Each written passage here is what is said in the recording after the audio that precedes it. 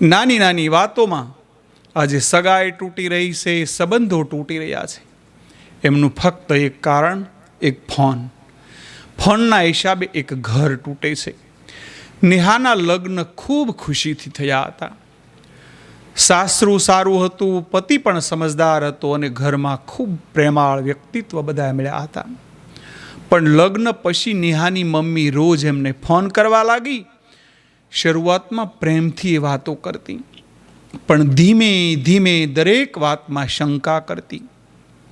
સાસુએ તને શું સારું સારું ખાવા આપ્યું? શું તારા ઘરમાં બધું વ્યવસ્થિત ચાલે છે? તારે બધાને કેટલું કામ કરવાનું?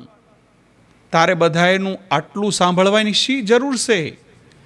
અલગ રહીશ તો તું વધારે સુખી થઈશ. રોજ આવી વાતો સાંભળીને નેહાના મનમાં નકારાત્મકતા આવી ગઈ. હવે નાની વાતમાં પણ ઝઘડા થવા લાગ્યા. સાસુની સામાન્ય વાત હવે અપમાન જેવી લાગે છે. પતિ સાથે પ્રેમ હતો એ ધીમે ધીમે ઓછો થયો.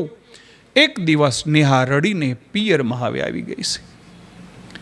ત્યારે ગામના એક વૃદ્ધ વ્યક્તિ હતા.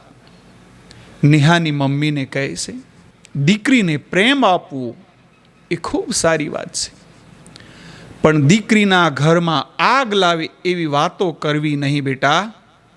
એવી વાત કરીશ તો એ તૂટવાનું પાપ તારા ખાતામાં લખાશે. લગ્ન પછી દીકરીને પણ ઘર જોડતા, ઘર એડજસ્ટ કરતા શીખવું જોઈએ, તોડતા નહીં. આ શબ્દો સાંભળીને મમ્મીની આંખ હવે ખુલી ગઈ છે. બીજા દિવસે એણે નેહાને કહ્યું, બેટા, દરેક ઘરમાં નાની નાની મોટી વાતો થતી જ હોય છે.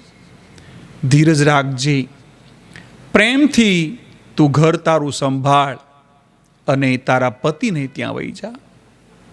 આ એક સલાહે નેહાનું ઘર ફરી તૂટતા એમને બચાવી લીધું છે.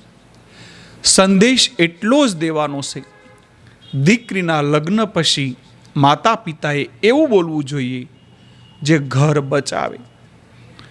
કારણ કે શબ્દો સંબંધો બાંધી પણ શકે અને તોડી પણ શકે છે. એટલા માટે કોઈના ઘર તમે ઉજ્જડ ન કરતા, તોડતા નહીં, કારણ કે પાછળની પરિસ્થિતિ તમને જ એ નડશે.